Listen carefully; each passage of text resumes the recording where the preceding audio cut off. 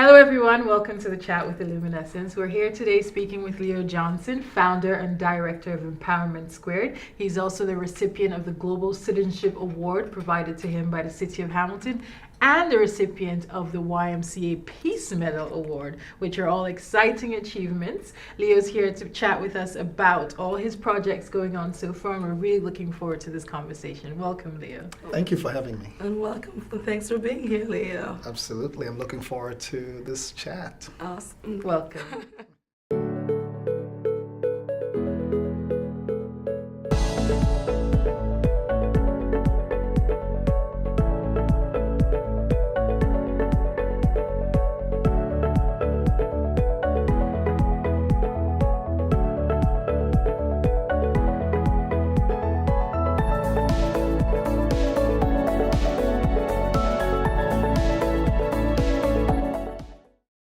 So, thanks for being here with us, Leo. It's so wonderful to have this moment to finally share with our viewers what we've been fortunate to have in Hamilton, which is you being a great philanthropist, a good friend, and just have done so much to inspire a lot of youth in our community and be a role model. Absolutely. So we're so happy to have this moment with you today. Thank you for having me. I'm very, very happy to be here this morning.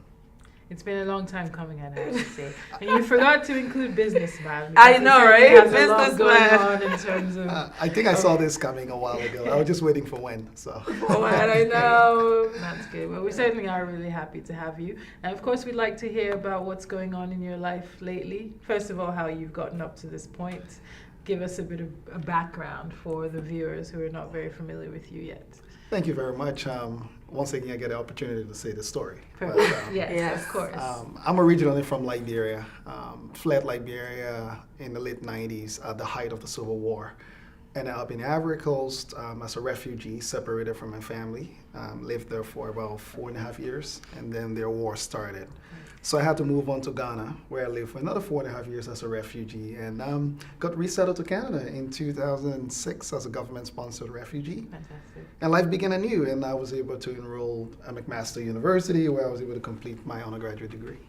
Perfect. That's wonderful. And since McMaster, what's been going on in your life? Because that's what we're very excited to hear about today. I mean, McMaster actually set the trend for a Right. lot of the things that have happened in terms of the relationships that I built, some of the friends I was able to make. But it led to me starting up an organization that has been a very big part of everything I've done so far, Empowerment Fantastic. Squared. So Great. it's been wonderful. And that's where the story began, because we met right around when you had just started to think about launching Empowerment Squared. And tell us a little bit about it, because I know your tenacity and just where your heart is and how committed you are to youth.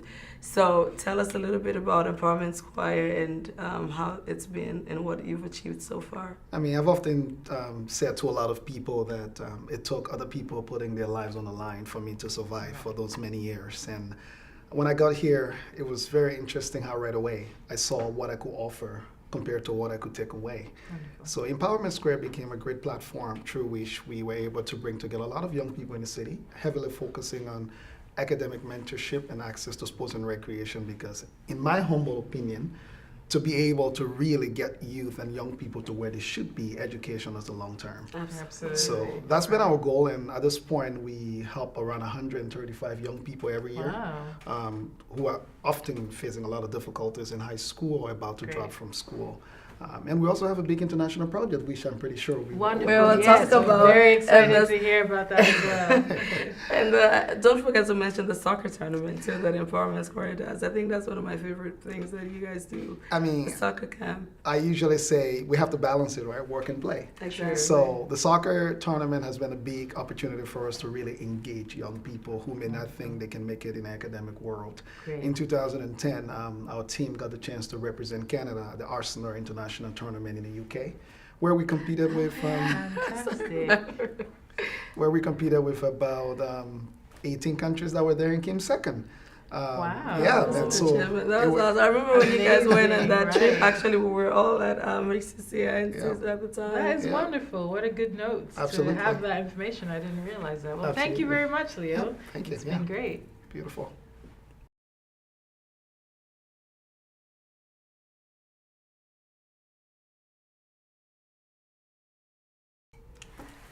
So anybody who knows Leo, and I think what you've become renowned for is this exciting project that's also very ambitious that you've undertaken. And can you tell us a little bit more about the project? Absolutely. I'm very fortunate to have been where I am today, and through the help of a lot of different people within the community. So I thought about what I could do to give back, and in gratitude of all of the help and support I've received over the years. So it was a wonderful opportunity for me to go to Liberia and see that I could have offered something very important, and that was education. So the project of the Liberian Learning Center, which is my biggest project thus far, it's a $2 million project. And it's going to be a legacy. Absolutely. And I think in the legacy of a lot of people who have contributed and continue to contribute so far. So we're looking at raising $2 million to build the Liberian Learning Center, which will host the first public library in the country since 1989. Wow. And we're looking at changing the lives of about 150,000 young people just like that. That's amazing. And that's what excites me about this. That's great. And I think it's only fitting that we're sitting in a library today and the Hamilton Public Library to talk about that library, because it's so important. I think touching back on just the being in the refugee camps, and one of the things about war, because that we both can relate to, being from Sierra Leone, and we both had our civil wars at the same time, the instability. When you start school and then as soon as there's an interruption, you don't go to school for months, and then the same thing happens when you're in a camp. Eventually you have schools on the camp, but it's very disruptive. Yeah. And going back to how education is so important for you, as you mentioned earlier, I think just having this library would really help the community and just have a place where it's stable for kids to just go and learn. That's wonderful. So what are some partners that have come on board that are really who are some partners that have come on board that are supporting this project so far? There's been a lot of support.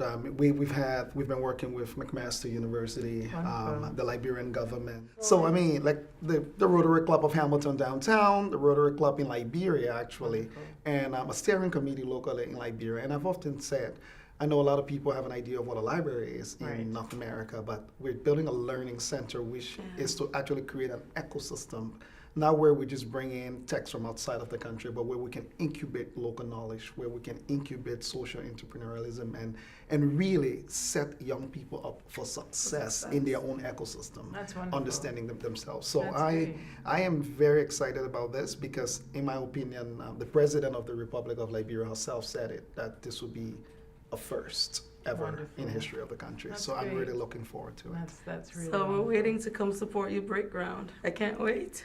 Yep. Yes, we hope to be in Liberia. Illuminessence in Liberia. In Liberia, we will be on location for the groundbreaking ceremony. And I'm looking forward to receiving the $2 million check. I'm very hopeful. Amen. We've already come very, very far. So yeah, and I'm looking forward to it. Come in Jesus' name. We know that. You know, one of the things that I've always admired about Leo, and a lot of people can attest to this, is when you set your mind to something, you do it. I was just gonna say he's very driven. Exactly. I've seen that consistently in action, constantly. And you can see that in every single project stemming up to this one, of course. Yeah, and for me, I mean, personally, I tell people all the time, right? I will rather keep trying, even if it doesn't happen. I'm not going to excuse myself for not trying. Right. So if I'm going to do it, I'm going to do it. When I put my mind to it, I will give it everything I've got. And that's all you can do. Give it everything you've got and see what happens. And I think that's the thing that we hope can inspire our viewers is